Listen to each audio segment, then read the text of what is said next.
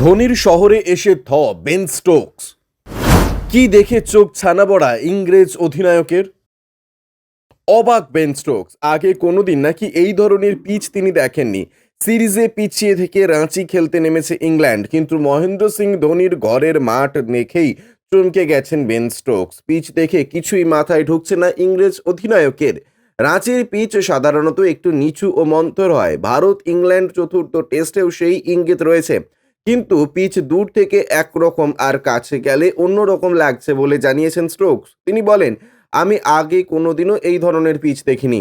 এই পিচে কি হবে তার কোনো ধারণা নেই আমার। ভালো করে দেখলে দেখা যাবে পিচের এক দিক থেকে অন্য দিকের পরিস্থিতি আলাদা।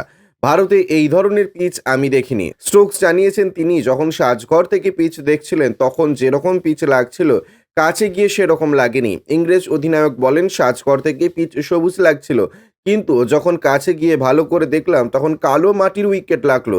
কয়েকটা জায়গায় বড় বড় ফাটল দেখলাম। পিচ দেখে ইংল্যান্ড দল ধরেই নিয়েছে শুক্রবার থেকে শুরু হতে চলা টেস্ট 4 স্পিনার খেলাবে ভারত। জসপ্রীত বুমরা বিশ্রাম দেওয়া হয়েছে, তার বদলে অক্ষর প্যাটেল দলে ঢুকতে পারে বলে মনে করেছে তারা, যদিও এখনো পর্যন্ত ভারতীয় দলের তরফ থেকে কোনো ইঙ্গিত পাওয়া যায়নি।